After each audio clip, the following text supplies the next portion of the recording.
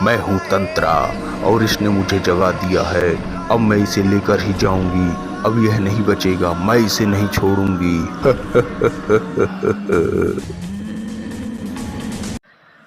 एक समय की बात है। मुकेश और मैं एक ही कंपनी में काम किया करते थे। एक दिन हमें ट्रेनिंग के लिए बॉम्बे भेज दिया गया।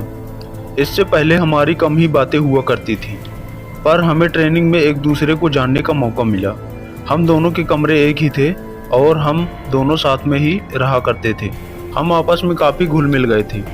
अक्सर रात में मेरे ऊपर से चादर हट जाती तो मुकेश मुझे चादर उड़ा दिया करता था। मैंने उससे पूछा कि क्यों जागते रहते हो, मेरी तो आदत है ऐसे ही सोने की। पर मेरी बातों का मुकेश कोई भी जवाब नहीं दिया करता। मुझे थोड़ा अजीब लगता, पर मैंने कोई ध्यान नहीं दिया। अगले दिन मुझे वह थोड़ी शांत और परेशान नजर आया। मैंने उससे पूछा कि क्या बात है, लेकिन फिर भी उसने मेरी बातों का कोई जवाब नहीं दिया। मैंने सोचा क्या बात हो सकती है, यह तो मुझे बहुत ही परेशान लग रहा है। फिर रात होती है और जब हम कमरे में सोने के लिए आते हैं तो मुकेश मुझे कुछ बताने लगता है।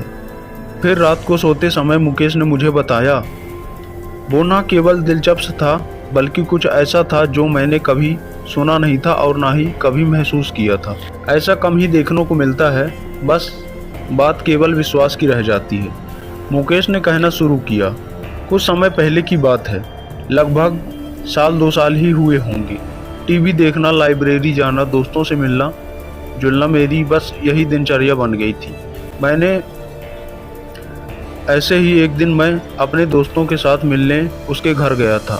फिर दौड़ते हुए मेरा दोस्त आया और मुझसे कहा, तुम्हारे भाई की तबीयत बहुत ख़राब है, तुम जल्दी चलो। मैं तुरंत घर को निकल पड़ा। वहाँ मैंने देखा मेरे परिवार के सभी लोग मौजूद हैं और मेरा भाई दिनेश ज़ोर ज़ोर से चीख रहा है और चिल्ला रहा है। मुझे कुछ समझ में नहीं आया। वह ऐसे चिल्ला रहा था जैसे किसी ने उसे जकड़ रखा हो और उसे बहुत ही दर्द दे रहा हो। उसकी हालत बहुत ही खराब थी, वह बिल्कुल भी देखने लायक नहीं था। 3-4 लोग मिलकर भी उसे संभाल नहीं पा रहे थे। पिताजी ने मुझसे कहा, तुरंत डॉक्टर के पास चलते हैं, पर माँ ने मुझे चुप रहने का इशारा किया। मुझे कुछ समझ में नहीं आया कि यह चल क्या रहा है। दिनेश चीखता और चिल्लाता और बेहोश हो जाता। दिनेश की चीखें अब भयानक हो गई थी। कोई भी उसे संभाल नहीं पा रहा था। कोई उसका सर दबा रहा था तो कोई उसकी छाती मल रहा था। फिर नानी ने मुझसे कहा कि अब इसे पूजा घर में ले चलते हैं। पूजा घर की बात सुनते ही दिनेश आग बबूला हो गया और उसका चेहरा और भी भयानक होने लगा और वह और चिल्लाने और चीखने लगा, जोर जोर से गुर्राने लगा। यह मंजर देखने लायक था, पर इतना खतरनाक मंजर था जिसकी मैंने कभी कल्पना ही नहीं की थी। फिर उसे गांव के 2 व्यक्ति घसीटकर पूजा घर में जिसकी मैंने कभी कल्पना ही नहीं की थी। फिर उसे गांव के 2 व्यक्ति घसीटकर पूजा घर में ले गए। पूजा घर में जाने पर वह और भी भयानक हो गया। वह जोर जोर से गुर्राने लगा और चीखने लगा। उसे संभालना मुश्किल हो गया था तो हमने उसे कुर्सी से बांध दिया। फिर नानी ने उससे पूछना शुरू किया। नानी ने पूछा, बता तू कौन है? यह सुनकर दिनेश गुस्से से भर गया अब और उसका सर और छाती भट्टी की तरह तपने लगी थी और उसे संभालना और भी मुश्किल हो गया था। फिर नानी ने उससे पूछा, तू कौन है? इस बार दिनेश ने अपने दांत किटकिटाने लगा। यह और भी डरावना मंजर था।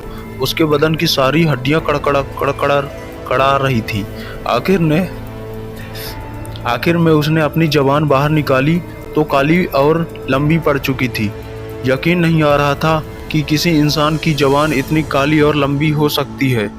यह मंजर तो और भी खतरनाक था और डरावना था।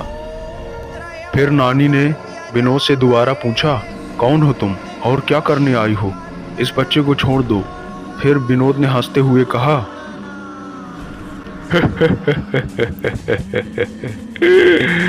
मैं हूँ तंत्रा, इसने मुझे जगा दिया है।